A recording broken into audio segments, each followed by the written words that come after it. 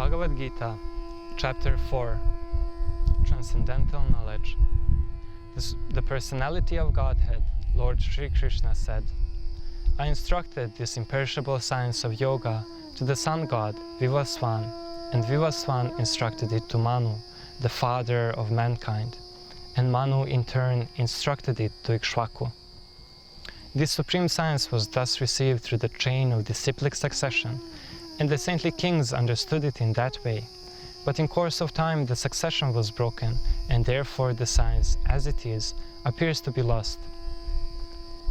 That very ancient science of the relationship with the Supreme is today told by me to you, because you are my devotee as well as my friend, and can therefore understand the transcendental mystery of this science. Arjuna said, the sun god Vivaswan is senior by birth to you. How am I to understand that in the beginning you instructed this science to him? The Supreme Personality of Godhead said, many births both you and I have passed. I can remember all of them, but you cannot, O subduer of the enemy. Although I am unborn and my transcendental body never deteriorates, and although I am the Lord of all living entities, I still appear in every millennium in my original transcendental form. Whenever and wherever there is a decline in religious practice and a predominant rise of irreligion, at that time I descend myself.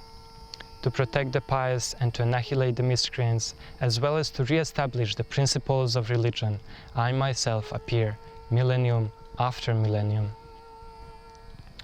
One who knows the transcendental nature of my appearance and activities does not, upon leaving this body, take his birth again in this material world, but attains my spiritual abode, O Arjuna. Being freed from attachment, fear, and anger, being fully absorbed in me and taking refuge of me, many persons in the past became purified by knowledge of me, and thus they all attained transcendental love for me. As all surrender unto me, I reward them accordingly. Everyone follows my path in all respect, O son of Pritha. Men in this world desire success in fruitive activities, and therefore they worship the demigods. Quickly, of course, man gets results of fruitive work in this world. According to the modes of material nature and the work associated with them, the four divisions of human society are created by me. Although I am the creator of this system, you should know that I am yet the non-doer, being unchangeable. There is no work that affects me, nor do I aspire for the fruits of action. One who understands this truth about me also does not become entangled in the fruitive reactions. All the great souls in ancient times acted with this understanding of my transcendental nature. Therefore, you should perform your duty, following in their footsteps. Even the intelligent are bewildered in determining what is action and what is inaction. I shall now explain to you what action is, knowing which you shall be liberated from all miseries of material existence. The intricacies of action are very hard to understand. Therefore, one should properly know what action is, what forbidden action is, and what inaction is. One who sees action in inaction and inaction in action is intelligent among men, and he is in transcendental position, although engaged in all sorts of activities. One is understood to be in full knowledge, whose every endeavor is devoid of desires for sense gratification.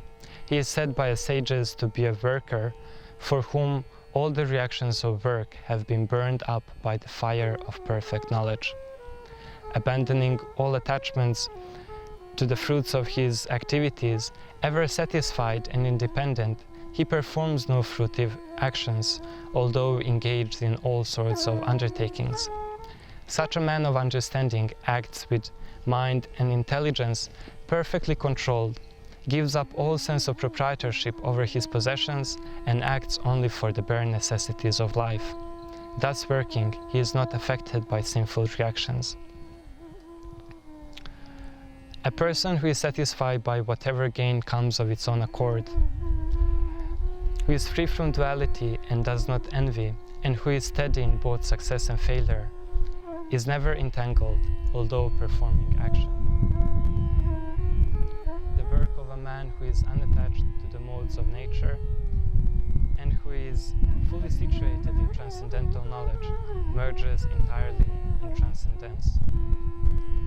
A person who is fully absorbed in Krishna consciousness is sure to attain the spiritual kingdom because of his full contribution to spiritual activities, in which the consummation is absolute and that which is offered is of the same spiritual nature. Some yogis perfectly worship the demigods by offering different sacrifices to them. Some offer sacrifices into the fire of Supreme Brahman. Others, the unadulterated brahmacharis, sacrifice the hearing process and the senses into the fire of mental control. Others, the regulated householders, sacrifice the objects of the senses into the fire of the senses. Others, who are interested in achieving self-realization through controlling the mind and the senses, offer the functions of all the senses and of the life breath as an oblation into the fire of controlled mind. Having accepted strict vows, some become enlightened by sacrificing their material possessions.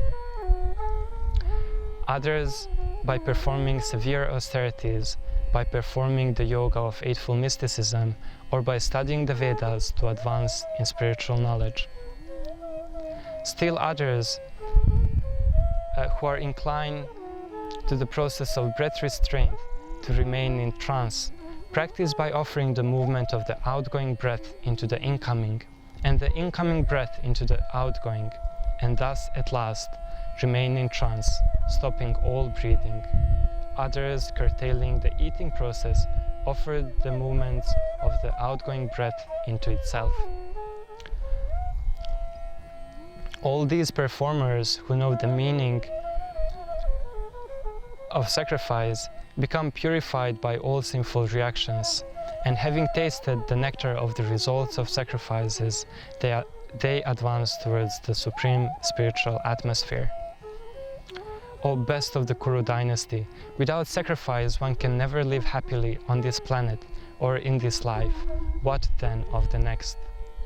All these different types of sacrifices are approved by the Vedas, and all of them are born of different types of work.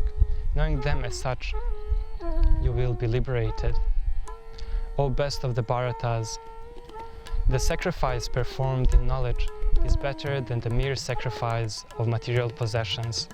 After all sacrifices of work culminate in transcendental knowledge. Just try to learn the truth by approaching a spiritual master, inquire from him submissively, and render service unto him. The self-realized person can impart knowledge unto you because they have seen the truth. Having obtained real knowledge from the self-realized person, you will never again fall into such and by this knowledge, you will see that all beings are but a part of the Supreme, or in other words, that they are mine. Even if you are considered to be the most sinful of all sinners,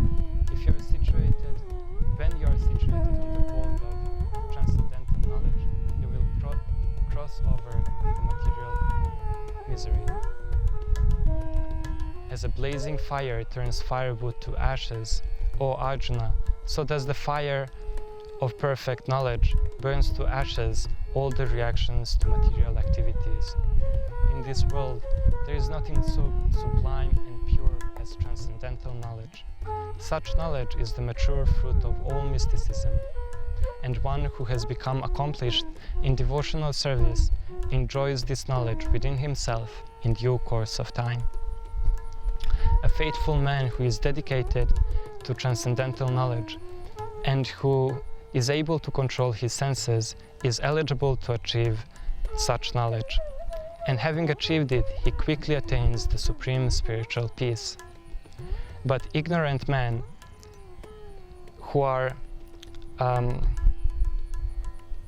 ignorant and faithless men who doubt the revealed scriptures do not attain God consciousness. They fall down. For a doubting soul, there is happiness neither in this world nor in the next. One who acts in devotional service, renouncing all results of his activities, and whose doubts have been completely destroyed by transcendental knowledge,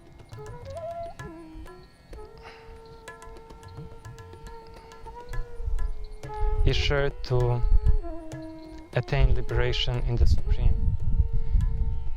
Therefore, the doubts which have arisen in your heart should be slashed by the weapon of knowledge.